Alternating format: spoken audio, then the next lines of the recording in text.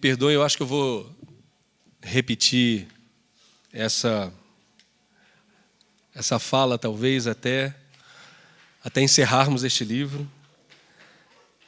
Mas não fosse o Senhor nos dirigindo, de nós mesmos, nós com certeza não escolheríamos o Apocalipse para fazer a nossa exposição no nosso culto regular, enfim, semanal aqui, domingo após domingo na igreja. Acho que já comentei isso, talvez, no primeiro domingo. O grande reformador Calvino, de Genebra, que tivemos a oportunidade, junto do Hugo e da Bia, visitar a Catedral de São Pedro, lá onde ele pregou, enfim. E, de fato, mudaram a cidade, né? Transformaram aquele cantão. E, literalmente, né? Na Suíça, eles não chamam de estado, chamam de cantões. Então, aquele cantão de Genebra foi profundamente impactado, mas não só Genebra, a Suíça, enfim, mas também aquela parte da Europa. Genebra é conhecida como essa cidade de refúgio. Mas Calvino era alguém que pregava cotidianamente na sua igreja, enfim, ali, aquela comunidade em Genebra. E ele pregava, diferente das nossas reuniões, né, que são normalmente a cada domingo, ele pregava praticamente todo dia. E às vezes 2 vezes ao dia. E às vezes ele usava a parte da manhã para compartilhar com a comunidade o livro de Salmos e no outro horário, à tarde, né, eles não tinham não tinham o costume de fazer à noite, eles estudavam um outro texto. E ele foi fazendo, a partir das suas leituras e estudos, foi fazendo resumos, né, um comentário bíblico dos livros que ele foi estudando. E ele fez de 26 livros do Novo Testamento. Quantos livros tem o Novo Testamento? Vocês sabem, irmãos? Quantos, Luciana? Tem 27. Olha só. Qual será o livro que Calvino não fez comentário bíblico? Os irmãos imaginam? Olha só, né? Pois é. Né? Como me lembra o pastor Hugo, enfim. Aquele que Lutero disse assim, será que isso precisa estar mesmo no cânon? Né? Um tal de Apocalipse, mas Lutero também não queria botar Atos. Então, Atos não, Tiago. Aí eu já fico assim, então, Lutero, você precisa que a gente sem Tiago, sem essa realidade da vida, faria tanta falta. Mas, pois a gente não tem um comentário bíblico de Calvino sobre Apocalipse. E um homem que era tão estudioso, tão versado, não nos deixou um comentário bíblico sobre Apocalipse. Aí, enfim, né, nos reunimos nós aqui com este desafio. Mas tem algo que me alegra nisso. É saber que nunca foi baseado na nossa própria força. Saber que, né, é completamente, totalmente, diariamente dependência do Senhor. E aí a gente chega no capítulo 4. Às vezes eu fico feliz, às vezes eu fico triste. Feliz porque já estou no 4. Triste porque ainda estamos no 4, né? Serão 22 capítulos e a gente vai reler o capítulo 4, que a gente começou a estudar na semana passada, na minha humilde van esperança. Eu achei que a gente fosse terminar o capítulo 4, começar e terminar no domingo passado. Não foi assim que o Senhor nos direcionou, mas creio que hoje a gente, com a graça de Deus, vai avançar e vamos lá. Então vamos reler o capítulo 4? Abra sua Bíblia, a gente vai botar aqui na nossa projeção a versão da NVT, que é a nova versão transformadora. Se você não tiver com sua Bíblia na mão, você pode acompanhar a leitura conosco aqui. Diz assim a palavra do Senhor. Então, quando olhei, vi uma porta aberta no céu. E a mesma voz que eu tinha ouvido antes falou comigo como um toque de trombeta.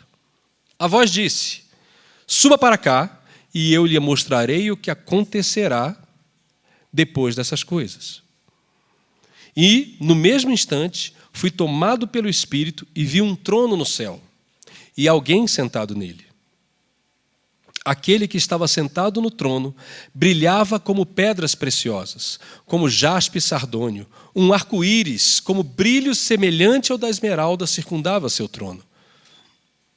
Ao redor do trono havia 24 tronos, nos quais estavam sentados 24 anciãos. Estavam todos vestidos de branco e usando coroas de ouro na cabeça. Do trono saíam relâmpagos, estrondos e trovões, e na frente dele havia 7 tochas com chamas ardentes, que são os 7 Espíritos de Deus. Diante do trono havia algo como um mar de vidro, cintilante como cristal. No centro e ao redor do trono havia 4 seres vivos, cada um coberto de olhos na frente e atrás. O primeiro deles era semelhante a um leão, o segundo, semelhante a um boi, o terceiro tinha o rosto de homem, e o quarto era como uma águia em voo. Cada um dos seres vivos tinha 6 asas, inteiramente cobertas de olhos, por dentro e por fora. Dia e noite repetem sem parar: Santo, Santo, Santo é o Senhor Deus Todo-Poderoso, que era, que é e que ainda virá. Cada vez que os seres vivos dão glória, honra e graças ao que está assentado no trono, aquele que vive para todo sempre, os 24 anciãos se prostram e adoram o que está assentado no trono, aquele que vive para todo sempre. Colocam suas coroas diante do trono e dizem: Tu és digno, ó Senhor e nosso Deus, de receber glória, honra e poder, pois criaste todas as coisas, e elas existem porque as criaste segundo a tua vontade. Amém. Pai, obrigado por mais essa oportunidade, Senhor, de, como teus filhos, como tua comunidade messiânica, como tua igreja, como teu corpo, nos reunirmos nesta manhã em adoração ao Senhor, em regozijo, em alegria, mas também em temor diante de Deus. Queremos, Pai, diante de Ti, devolver aquilo que o Senhor nos deu, de bom grado e em obediência. Colocarmos nossas coroas diante de Ti e Te adorarmos, Senhor Jesus, pelo que Tu és, pelo que Tu criaste, pelo que o Senhor nos promete que teremos. Louvado seja o Teu nome, Pai, em nosso meio. Afina, Senhor, os nossos ouvidos à Tua voz. Roda, Senhor, o dial do nosso coração. Sintoniza, Pai, na Tua voz. Mais do que qualquer voz humana. Inclusive a nossa voz interna. Que a Tua voz seja aquela ouvida nessa manhã, em nome de Jesus. Amém. Santo, santo, santo é Adonai Eloheinu. Santo, santo, santo é o Senhor nosso Deus. Digno de receber glória, honra e poder. Porque Tu, Senhor, criaste todas as coisas. Sim, por Tua vontade. Elas foram criadas e vieram a existir. O céu não é um local de silêncio absoluto permanente. O céu não é um lugar de meditação contemplativa silenciosa. Céu é um local de trovões, de estrondos. Tirei o sem fio e vou pegar o com fio, né? É para mostrar a pusilanimidade deste que vos falo. Enfim, o céu é local de cores, de esplendores. É local de seres que desafiam a nossa capacidade de compreensão.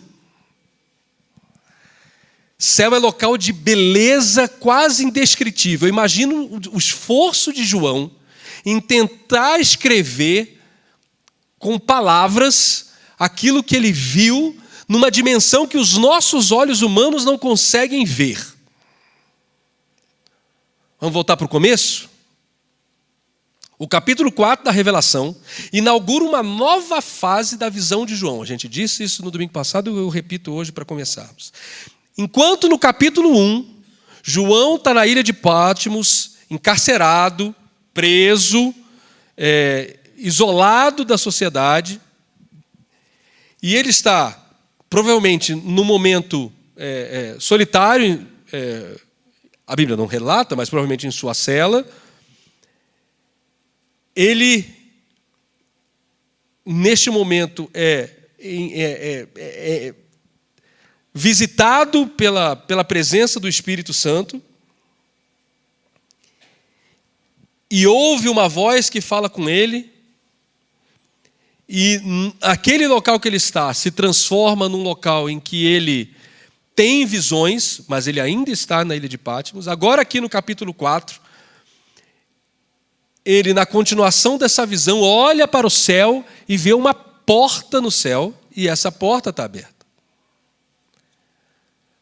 E uma voz, a mesma voz que falava com ele antes, o convida e fala: vem para cá. A visão que no capítulo 1, 2 e 3 tem locus da ilha de Patmos e fala às 7 igrejas da Turquia, né, da Ásia, a partir dessa horizontalidade, agora se encontra numa outra posição dimensional, para aqueles que gostam de estudar metafísica, né? É uma outra realidade sensitiva. Nossos olhos humanos já não servem para enxergar essa realidade. As leis que regem nosso corpo físico, como gravidade, leis, né? As constatações humanas. A gente chama de lei aquilo que, na verdade, é uma mera constatação. Chesterton, uma vez, provocou, num dos seus livros, se eu não me engano... nós lemos, Hugo, qual foi o livro do Chesterton que a gente estudou? Ortodoxia. Chesterton, uma vez, provocou no Ortodoxia, dizendo o seguinte, que esperar que uma pedra caia de novo só porque caiu 100 vezes é tão infantil quanto a expectativa de qualquer outra coisa real ou que uma criança espere. Ou seja, nós não conseguimos justificar. E aí o homem vai e fala assim, não, mas eu vou elaborar. Existe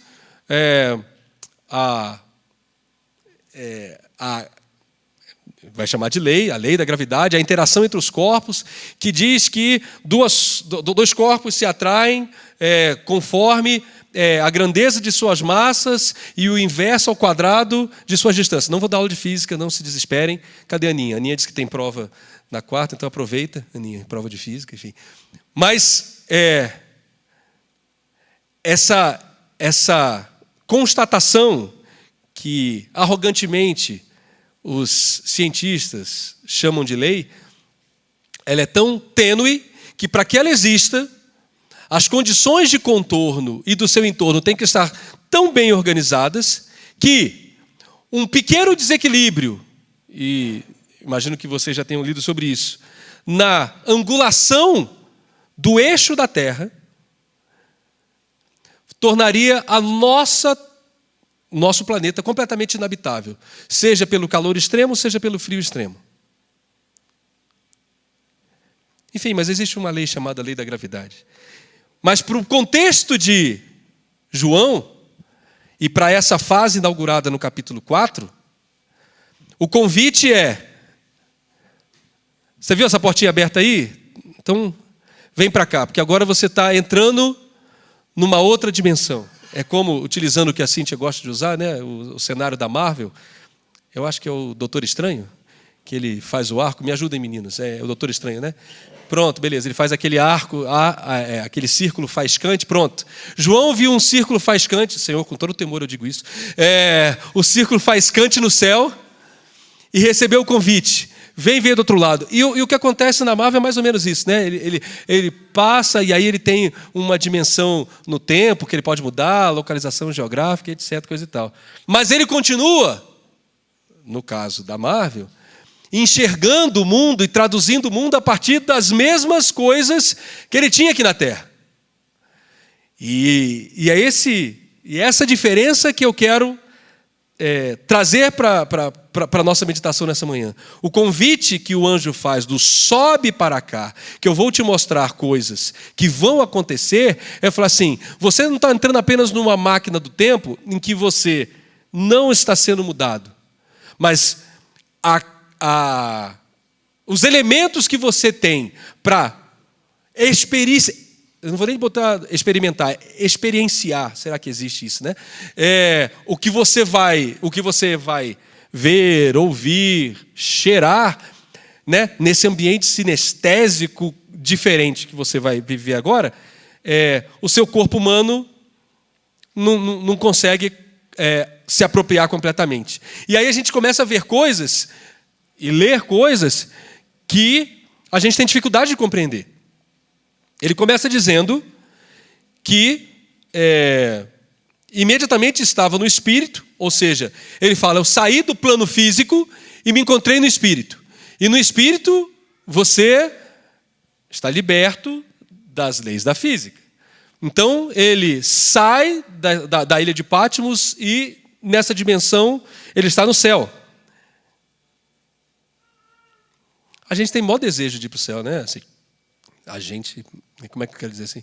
A construção humana, a idealização do céu, ela nos dá um desejo, mas na verdade o que a gente espera do céu, ou o desejo do céu, era quase com uma terra melhorada, como é que eu vou dizer assim? Pegar da terra o que a gente acha que é ruim e dizer que é céu. Mas o céu não é isso. A realidade que Deus está mostrando, que o anjo convida, que Jesus está contando para João, é uma realidade para dizer o seguinte, tudo o que você está vivendo nesse plano limitado, finito, terreno, sombra, metáfora dessa construção que permanece, dessa construção que é eterna e dessa construção que acontece independente de você estar consciente dela ou não. Então essa ligação em que João entra no espírito, ou João é tomado em espírito, ou João entra em êxtase, é uma outra forma de dizer que ele agora está diante, ele consegue perceber realidades que não estavam claras ou patentes suficientemente para ele. E aí o convite vem. Imediatamente estava no Espírito e diante de mim havia um trono no céu e nele se achava assentado alguém. Aquele que estava sentado brilhava como diamantes e rubis e um arco-íris parecendo uma esmeralda circundava o trono. A primeira imagem que ele tem é de um trono. Conversamos sobre isso no domingo passado, passo rapidamente, pincelo sobre isso. Concorde você, não concorde você, queira você, não queira você, esteja você satisfeito ou insatisfeito, todas as coisas estão patentes diante de Deus. Há um trono no céu que governa para além dos governos humanos, para além das idealizações de liderança humana.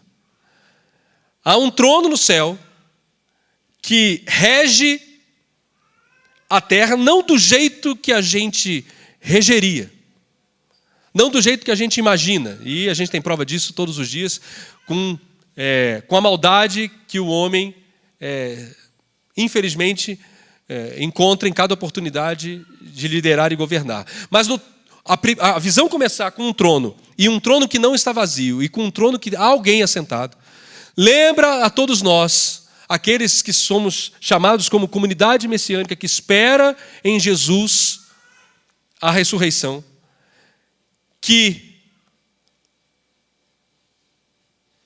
as coisas, o fim último das coisas tem razão de ser. Uma das maiores expressões de desespero, desalento, de angústia, é a nossa tendência, ou a tendência de alguns, de olhar para a vida e dizer, não faz sentido. Não faz sentido. Não faz sentido a morte de crianças, não faz sentido a fome, não faz sentido o sofrimento, não faz sentido a doença, não faz sentido e não faz sentido. E aí a gente vem com aquelas experiências retóricas de que se há um Deus, ou ele não é todo-poderoso, ou ele não é bom. Porque se ele fosse todo-poderoso e fosse bom, não haveria dor. Mas se ele é bom e há dor, então ele não é todo-poderoso. E aí a gente se encastela nas nossas filosofias como se tivéssemos encarcerado Deus. Aí Deus faz o estalo de Thanos, te tira do plano humano e fala o seguinte, olha, tem uma coisa, tem uma dimensão em que a sua limitação física não consegue compreender.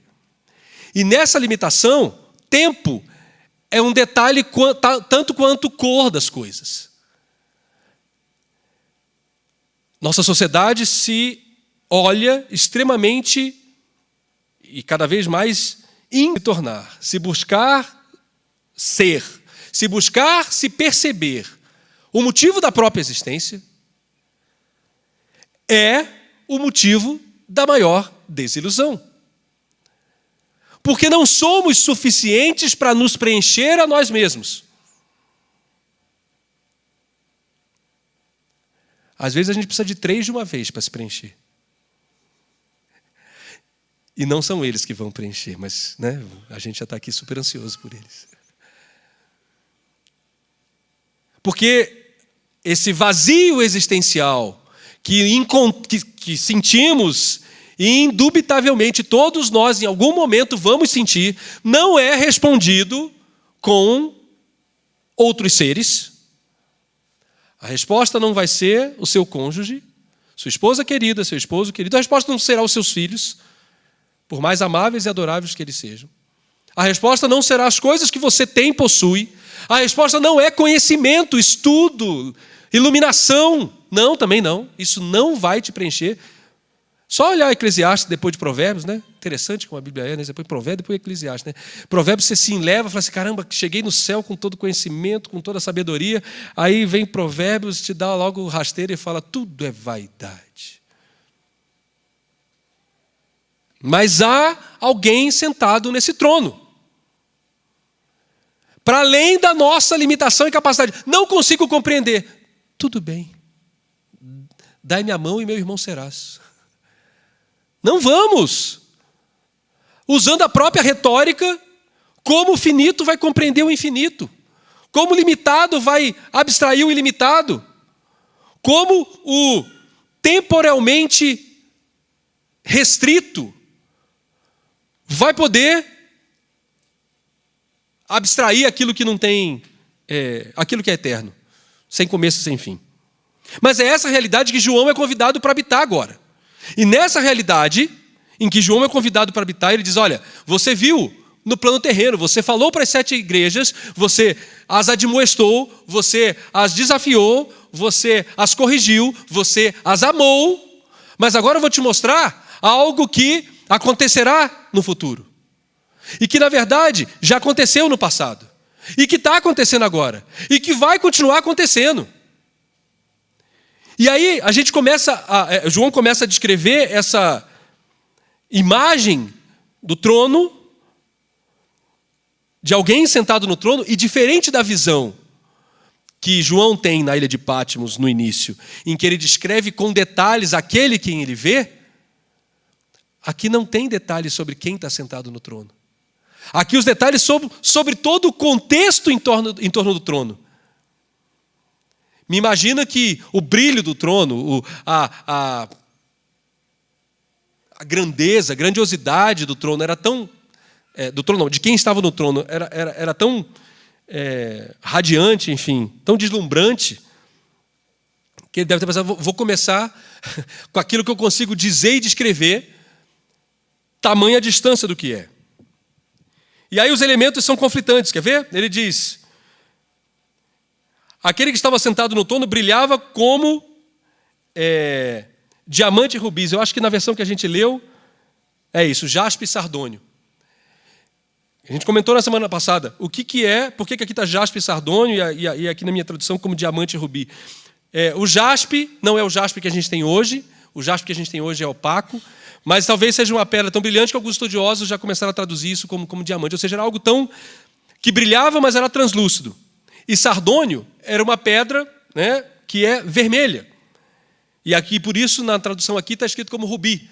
Agora, você imagina algo que está brilhando como branco e vermelho ao mesmo tempo. Se você mistura as duas, vai dar o quê? Vai dar um rosa? Me ajudem os colorógrafos aí, enfim. Se é que existe isso. Não estou cheio de neologismo hoje aqui. A Cíntia deve matar, acho que colorimetria, né? Enfim, ela é até especialista nessa parada aí, eu falando besteira. Mas ok. Transparente e vermelho, mas é isso, o trono é transparente e o trono é vermelho. Não, mas não dá para ser as duas coisas, ou é transparente ou é vermelho. Não dá aqui, com esse olho aqui, que tem uma faixa de visão menor que a de cachorro, menor que a de pássaro. Tô errado, Roger? O nosso espectro visual é menor do que o de alguns animais, meus queridos, e a gente acha que aquilo que a gente não vê não existe, não é?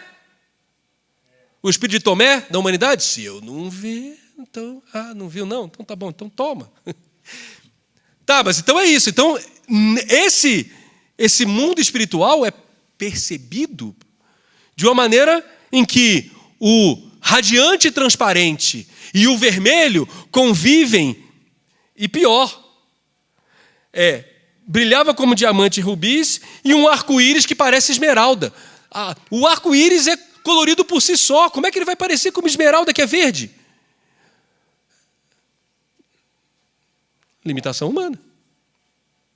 O que isso significa?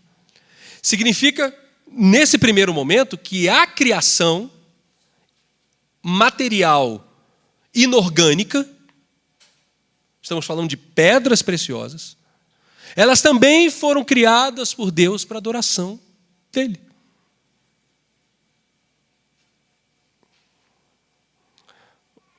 O homem, biblicamente inspirado, se chama de coroa da criação, né? Ai, como a gente se acha. Mas percebam que todas essas coisas que estão ao redor do trono, e que a gente tem, de alguma forma, lampejos dela numa realidade material, elas de fato têm sua unicidade por motivos diferentes, mas cada uma delas. Essas aqui são pedras preciosas. E a gente associa isso quando quer dizer que alguém é distinto, quando alguém é poderoso, você se cobre de joias, para demonstrar, seja a sua importância, seja a sua conta bancária, enfim, né? Em uma época de Copa do Mundo, acho que foi meu pai que brincou, né? Que viu um jogador na televisão e falou assim, meu Deus, ele não tem nem mais orelha, né? Porque eram tantos brilhantes furados, né, na orelha do rapaz. Mas uma forma de dizer, eu tenho, eu comprei e eu posso, né? Pois é, aquilo que você, né, compra pequenininho assim, né, o trono tem sobrando. Mas o ponto é dizer que nós tentamos, de alguma forma, e talvez até de maneira irracional,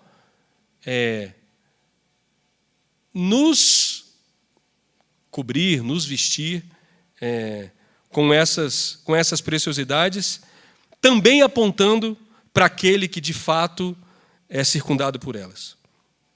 Ao redor do trono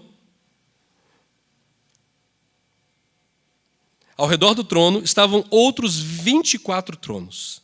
E assentados nele havia 24 anciãos, vestidos com roupas brancas e usavam coroas de ouro. É isso? Aqui eu vou fazer uma pergunta de novo, que nos leva a esse mundo lúdico do sci-fi, né? Dessa literatura, enfim, dessa arte que tenta conversar com a ciência de mistérios. Muito bem. Se eu perguntasse para a igreja, quem vocês acham que são os 24 anciãos que estão lá? O que a gente provavelmente responderia? Que são... Me ajudem. Quem são os 24? Os 12 patriarcas do velho com os 12 apóstolos. Beleza? Beleza, mas João está assistindo. João está assistindo e está sentado no trono? Deu ruim, né? Aí ele não pode falar com ele, porque diz a lei, né, que se você se encontrar, você muda a realidade. Estou sendo jocoso, perdão, né? Óbvio. Estou provocando vocês a pensar. Mas imaginem isso. Porque se a resposta fácil é essa, você então tá bom, João. Agora você está lá olhando. Aí ele falou assim, uai, sou eu ali não, né? Entre os 24? Não sei. Não sei. Não é melhor dizer não sei? Mas tenho pistas. Pistas que não vão dizer para vocês quem são os 24. Mas pistas que podem nos representar 24. Primeiro, porque no contexto bíblico geral e teológico, a completude humana é sempre representada por 12. Os 12 tribos, os 12 apóstolos, não é verdade? E quando Deus fala assim, então, vocês achavam que era 12. O 12 era naquele plano terreno, finito, limitado, que a gente já conversou. Mas aqui é 24. Mas como assim 24? Aqueles outros 12 que eu achava que não pertencia a nós 12, e perdoe o nós 12, enfim, que pertencia a esses 12, também podem ser agregados a esses 12 e a totalidade é 24? A mesa do Senhor vai ter gente que você não espera que vai ter. Pois é. Olha para o lado aí. Tem vezes que eu olho e não preciso nem para o lado, eu olho para o espelho. Falo, rapaz, será mesmo que você... Fala assim, votar não. Se não é a misericórdia do Senhor, né? Os 24 nos lembram de expandir essa mesa. Não são mais só 12. Lembra daquele homem, e eu acho que eu comentei isso também no domingo passado, daquele homem que está pregando, que não é dos 12 apóstolos, e aí 2 deles, se eu não me engano, era o próprio João e o seu irmão, que encontram ele pregando e falam assim, Senhor, nós encontramos o camarada pregando, ele não é dos nossos. E a gente proibiu que ele pregasse. Porque ou é na nossa cartilha, ou está fora. Ou comunidade que gosta de excluir essa comunidade de Jesus, né? Rapaz, e é desde o começo. Olha só, a gente passou por Samaria, a gente quis entrar, o povo não quis deixar. Deixa que a gente mande fogo do céu descer e queimar todos eles. Foi Jesus falou assim, vamos queimar você primeiro, sua língua primeiro, seu entendimento, sua consciência. Está tudo errado, vocês não sabem de que espíritos são. Tem 24 tronos. Pois é. A completude no céu é muito maior e mais ilimitada e mais abrangente do que a nossa limitação. Preciso dizer isso. Jesus não veio só para Betesda. E olha que às vezes eu penso assim, olho para uns irmãos nossos, que eu tinha a audácia de chamar de primo. Oh, Jesus, misericórdia. E aí eu pensei, mas o senhor veio por eles também? Aí a resposta que fiz me dá, eu vim até por você. Se eu vim por você, como é que eu não vim por eles?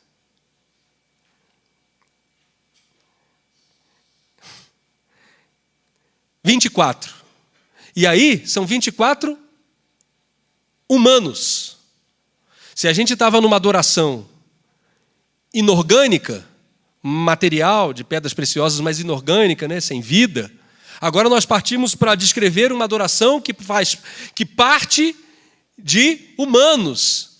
E não é um humano representando toda a humanidade. Não, a pluralidade, a diversidade, a abrangência, enfim, os povos, tribos, línguas estão representados diante do trono de Deus. O Senhor não está adstrito ao nosso círculo, nem à nossa consciência, nem à nossa concepção.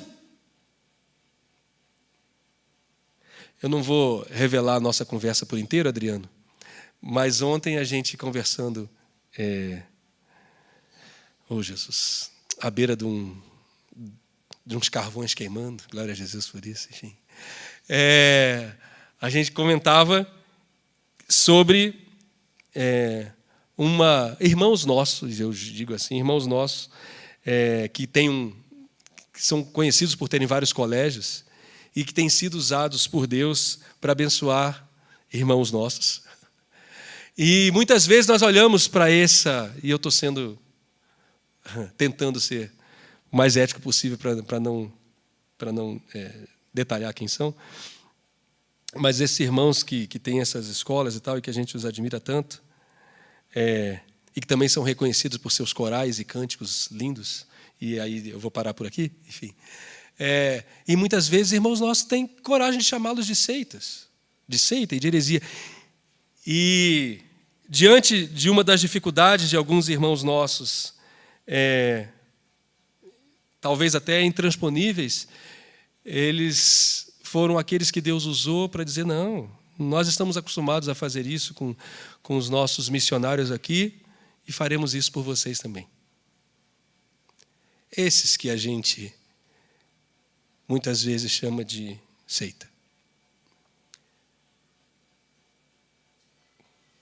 Que a gente seja menos bedel da porta do céu, que a gente faça como esse anjo e convide todos, vem para cá, porque aqui tem 24. Tem gente de todo lugar. Tem gente que pensa diferente. Tem gente que... Eu ia dizer que tem gente que é indigno. Mas o capítulo 5 vai dizer que só tem um que é digno. Então dizer que tem gente que é indigno é quase uma... Qual é o termo quando você fala uma obviedade? Enfim, quando você reforça o... Fala, Fabíola, me ajuda. Redundância, pronto, redundância. Não era a palavra que eu estou procurando, mas é o sentido que eu estava procurando. É uma redundância. Né? É uma obviedade. Né? Desculpa, você também é indigno de estar lá. Ninguém é digno de estar lá. Mas esses que estão lá e que aqui eu dou pistas dizendo que estão nos representando, e eu sei que enquanto a gente falava que tem alguns que são indignos, você deve ter pensado, não, mas esses... Então, cuidado, esses também. Não, mas e esse aí? É esse aí que você pensou também? Também. Mas esses também. Só tem uma coisa. Tem que estar vestido de branco. E não é só na sexta-feira. Tem que estar vestido de branco. E só há um jeito de tornar os nossos vestidos brancos. O sangue de Jesus que nos purifica de todo pecado. O único caminho. Essa é a condição. Enfim. Em 24, a humanidade está representada diante desse trono, passado e presente, completude. E do trono saem relâmpagos, vozes e trovões. Se antes a gente falava de coisas materiais inorgânicas, agora a gente vai falar de elementos climáticos que são incontroláveis pelo homem. Talvez os melhores meteorologistas do mundo sejam aqueles que acompanham a Fórmula 1. Eles são capazes de dizer que em 2 minutos e meio vai chover na curva 5. Mas eles não são capazes de prever um trovão. Não são capazes de dizer por onde vai passar o risco. Obrigado, Lu. Estava aqui. Lu que ficou mais velha essa semana. Na verdade, você fica mais velho todo dia, né, irmã? Pois é, enfim. Mas Deus te abençoe. Feliz aniversário. Igual a mim, sem dúvida. Mas percebam que agora são elementos incontroláveis que na antiguidade causavam muito temor. Muitas vezes eram idolatrados como divindades. E aqui há a dissociação dos dois elementos, né? Temos o trovão, que é o barulho, e temos o raio, que é o risco visível.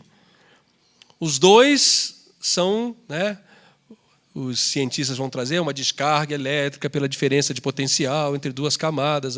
Que coisa chata, né? A gente consegue, no máximo, descrever.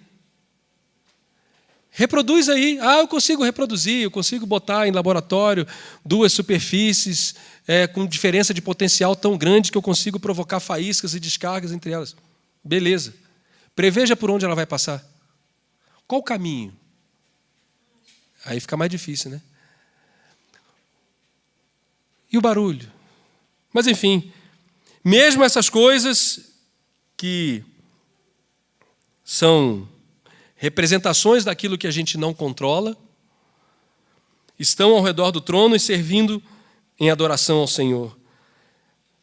7 tochas acesas, e eu vou simplesmente sinalizar com o que a gente leu no domingo passado, que é Isaías, capítulo 11, versículo 2, que vai descrever os 7 Espíritos de Deus, essa plenitude do Espírito de Deus. Obrigado, Flavinho, por colocar na tela. Essas 7 tochas que representam o Espírito do Senhor, o Espírito de sabedoria, o Espírito de discernimento, o Espírito de conselho, o Espírito de poder, o Espírito de conhecimento e o Espírito de temor ao Senhor. Nos mostra essa plenitude desse Espírito que é muito mais do que simplesmente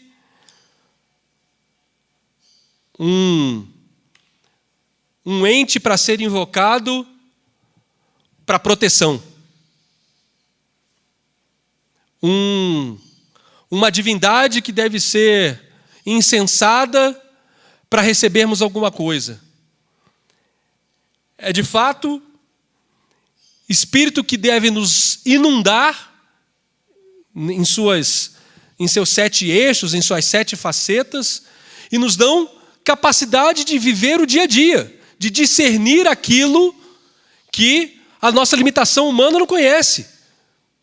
Temor do Senhor é o princípio da sabedoria. Conhecimento, discernimento, sabedoria são elementos que nos inundam e nos fazem transcender da nossa limitação. E isso também está diante do trono. Um mar de vidro claro como cristal. Lembrava no domingo passado que o mar nos lembra dessa força da natureza incontrolável, mas aqui ele está como um cristal e translúcido, né? Até o mar se aquieta, lembrando aquela passagem em que Jesus acalma o mar. No centro e ao redor do trono, e aí a gente começa nessa etapa nova, no centro e ao redor do trono havia 4 seres viventes cobertos de olhos, tanto na frente como atrás. Ser vivente é a maneira pela qual João tenta traduzir o que ele está vendo. Me perdoem, tem 4 bichos na frente do trono. Ser vivente é uma maneira polida. Tem 4 animais, tem 4... É diferente do resplendor, do brilho, é diferente das pedras, né, preciosas, é diferente do mar, é diferente do raio, do trovão. Agora eu tenho, é diferente dos anciãos que estão ao redor, sentados em tronos, eu tenho 4 seres difíceis de dizer, difíceis de descrever. O primeiro ser vivente parece um leão. Parece um leão. Não tem um leão lá, parece um leão. O segundo parece um boi. O terceiro parece o rosto de um homem, um humano. O quarto parece uma águia. E esse tem ação, é uma águia em voo. Ou seja, ele quis dizer que não está ali com os pés paradinhos, tá, né? É um ser que está voando. E todos esses 4 seres têm 6 asas. Cada um dos 4 seres tinha 6 asas repletas, não basta ter asa, é a asa repleta de olhos por dentro e por fora, como por baixo, cada um dos 4 seres viventes tinha 6 asas repletas de olhos, tanto ao redor como por baixo das asas, e dia e noite repetem sem parar. Bom, antes da gente começar com repete sem parar. Agora nós temos um elemento, falamos do elemento 7, as 7 tochas, a perfeição de os 7 Espíritos de Deus, a perfeição divina, os 24 que lembram dessa totalidade para além da nossa totalidade conhecida humana antes, e agora nós temos 4 seres viventes. 4 seres que não são humanos e que têm aparências.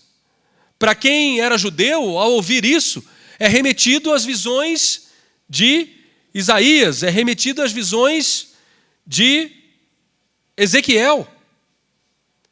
Ezequiel vê também 4 seres, e os 4 seres que ele vê têm 4 faces. Aqui não, aqui são 4 seres distintos, apesar das faces serem as mesmas. O Daniel fala que os seres, Ezequiel fala que os seres têm como se fossem rodas por baixo e que se movimentam sem virar o rosto. Aqui esses seres, enfim, é difícil.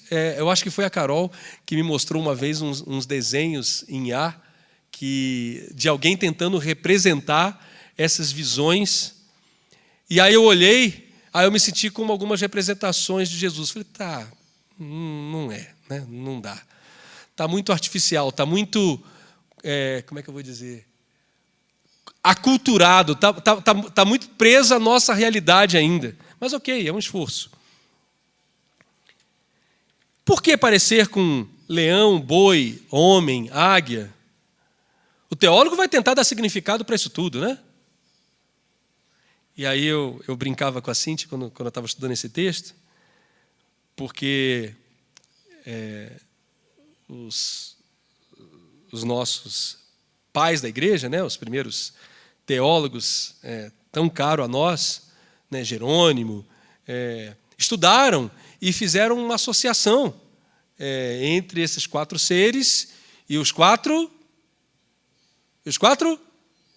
evangelhos, os 4 evangelistas, né? Mateus, Marcos, Lucas e João. E eu falei, essa ideia é boa aí, curti.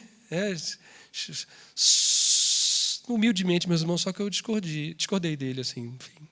E aí eu vou trazer para os irmãos uma humilde forma de olhar diferente. O leão, e aí primeiro eu vou citar um ditado rabínico, que está na Midrash. O ditado rabínico diz o seguinte: o mais forte entre os animais selvagens é o leão. O mais forte entre os animais domésticos é o boi. A mais forte entre as aves é a águia. E diz o ditado deles, e o homem é superior a todos eles. Como eu estou repetindo, não necessariamente concordando, enfim, eu passo a mensagem. E aí eu vou emendar no ditado rabínico.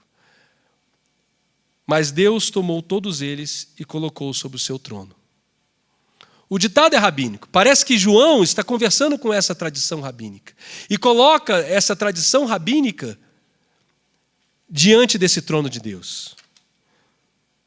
Quando a gente vê o leão, né, a gente costuma dizer o rei da selva, a gente lembra de o leão de Judá, a gente traz essa tradição de pensar na realeza, nessa herança de Jesus como descendente de Davi e, portanto, herdeiro do trono, esse leão da tribo de Judá. Isso está descrito, muito bem descrito em Mateus. Em Marcos, a gente vê esse servo sofredor, né? É o evangelho que nos mostra Jesus cruamente servindo em seu sofrimento. Em Lucas, a gente vê mais o lado humano de Jesus, esse homem que que toca, que conversa com as pessoas. É o evangelho que tem mais parábolas, é o evangelho em que Jesus é mais homem. E em João, ele é o verbo, ele é o divino, ele é aquele que voa como águia. A gente consegue botar as tradições para conversar.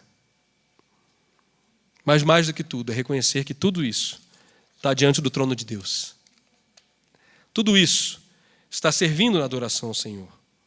João constrói todo esse ambiente para dizer que, detalhes que a gente não falou desses seres, olhos por todos os lugares. Não é Big Brother. Não é um olhar policialesco. Não são vigias. São olhos que nos dizem que na nossa dor, que na nossa fraqueza, que na nossa limitação e angústia, nós também estamos sendo vistos por Deus. Porque lembrem, esses seres que estão diante do trono de Deus, eles servem a Deus e, portanto, eles remetem a Deus aquilo que o próprio Deus significa, o que o próprio Deus transparece. E dia e noite repetem sem cessar: Santo, Santo, Santo é Adonai, o Deus dos exércitos celestiais de mensageiros. Não sei quantos de vocês já meditaram nesse nome do Senhor, né? A gente gosta de repetir, e muitos aprenderam a repetir o Senhor dos exércitos. Mas dizer o Senhor dos exércitos é limitar o significado original do nome. Ele é o Senhor dos exércitos celestiais. Ou seja, no céu tem um exército, mas não é um exército armado. É um exército celestial de mensageiros. De gente que está portando boas novas. Não é um exército que está vindo aqui para, enfim, fazer tantas outras coisas como a gente vê os exércitos mundanos. Essa figura não é para parecer que o céu é um quartel, mas é para dizer que o Senhor tem o controle de todas as coisas. Ainda que a gente não consiga compreender o que significa exatamente isso. Toda vez que os seres viventes dão glória, honra e graças, e aqui eu me encaminho para o final, toda vez que os seres viventes dão glória, honra e graça àquele que está sentado no trono e que vive para todo sempre, os 24 anciãos se prostram diante daquele que está sentado no trono, que vive para todo sempre, e o adoram. E o adoram. Eles lançam as suas coroas diante do trono e dizem: Tu és digno, Adonai Eloheinu, de receber glória e honra e poder, porque tu criaste todas as coisas. Sim, por tua vontade, elas foram criadas e vieram a existir. Não sei quando se lembra do jogo da Alemanha no domingo passado, em que... Ai, meu Deus, eu vou errar. Talvez, Pedro, me ajuda com qual foi o nome do jogador que fez o primeiro gol contra a Gana? O primeiro gol da Alemanha. Perdão, contra a Curaçao. Não. Qual foi o nome do... Bom, ok. Vocês dão um Google, me ajuda, por favor. Eu quero saber quem foi o cara que fez... Obrigado, Pedro. O cara que fez o primeiro gol da Alemanha. Ele faz o gol e ele encena Apocalipse 4. Não sei se vocês viram isso. Ele faz o gol na comemoração, ele tira a coroa, como se tivesse uma coroa na cabeça, se ajoelha. Como é que é o nome dele? Félix Nmecha. Félix Nmecha, ok. Vou falar por Félix para não falar o nome do cara errado e está muito bom. Mas é a comemoração do Félix, no domingo passado, na Copa do Mundo, foi encenar que ele retirava uma coroa, botava, prostrava e apontava para o céu. A gente acha que Apocalipse está longe da gente, né? E depois eu vi que isso é vamos chamar de movimento, enfim, sei lá, uma tendência, de jogadores cristãos de adorarem o nome do Senhor. E como isso mexeu, né? E o pastor Saião fez um texto tão lindo, né, que a gente colocou no grupo também, falando sobre isso. E aí eu queria trazer isso para a nossa realidade e com isso eu encerro. O cenário da adoração está montado no céu. O cenário da adoração no céu tem espaço para coisas que a gente provavelmente não usaria para adorar. Tem riqueza, pedras preciosas. Tem coisas que a gente não tem controle, raios, trovões. Tem um mar que deveria ser revolto, mas dali diante de Deus está calmo. Tem 24 anciãos que representam gente de todo tipo. Tem tochas que representam esses espíritos que nos dão sabedoria, ciência, temor, conhecimento e que nos fazem transcender da nossa limitação humana. Tem 4 seres viventes que a gente tem dificuldade de compreender e entender, mas que também representam todo esse poder de Deus. E eles estão adorando. O cenário da adoração no céu está pronto. Mas e no seu coração? E no nosso viver? Pergunta 1. No céu tem um trono, a primeira coisa que João vê. E ele vê que tem alguém sentado no trono, que é o próprio Deus. E no seu coração, quem está sentado no trono?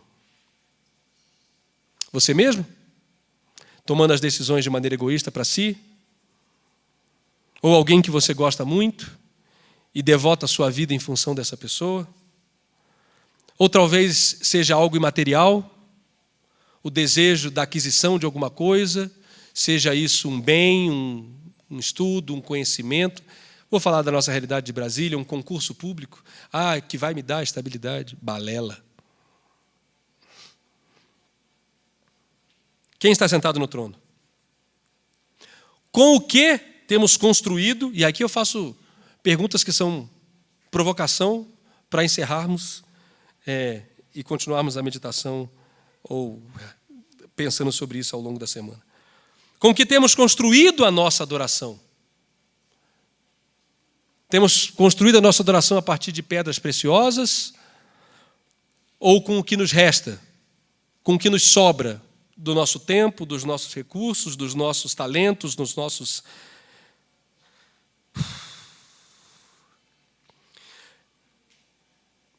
Trovões e raios nos desconfortam, né?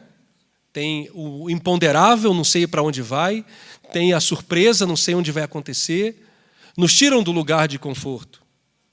Mas ainda assim, o imponderável, o desconfortável também pode ser local de adoração.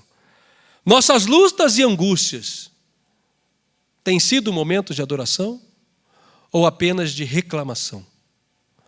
Ou apenas de procurar um Deus que é pagão? E pagão no sentido de termos que pagar por ele, literalmente. Temos que comprá-lo com alguma coisa.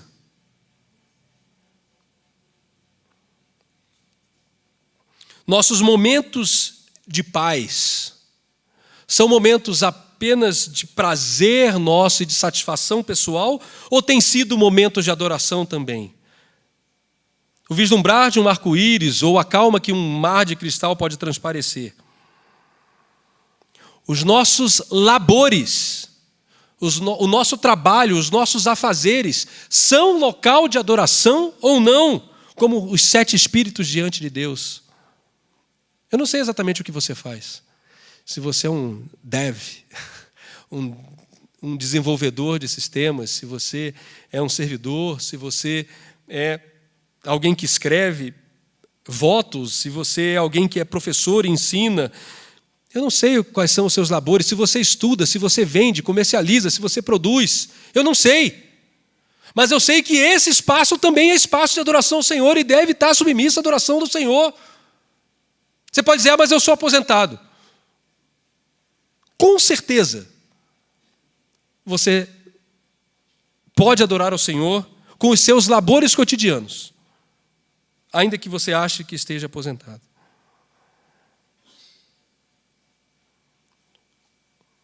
O limpar de uma casa, o dirigir para alguém, pode ser um ato de serviço e adoração ao Senhor. Na verdade, mais do que pode ser, deveria ser adoração ao Senhor.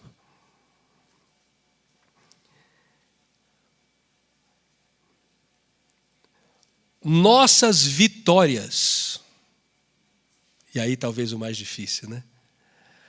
Aquilo que a gente conquista, os nossos sucessos, na linguagem de João, as nossas coroas, como representou tão bem o Félix no jogo da Alemanha no domingo passado, são espaço de adoração? Percebam que diante do trono, tudo isso pode convergir em adoração.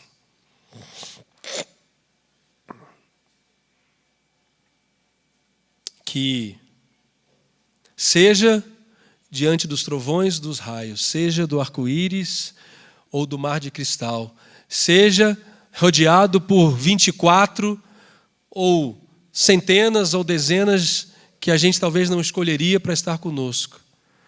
Seja coroados em nossas vitórias e sucessos e conquistas.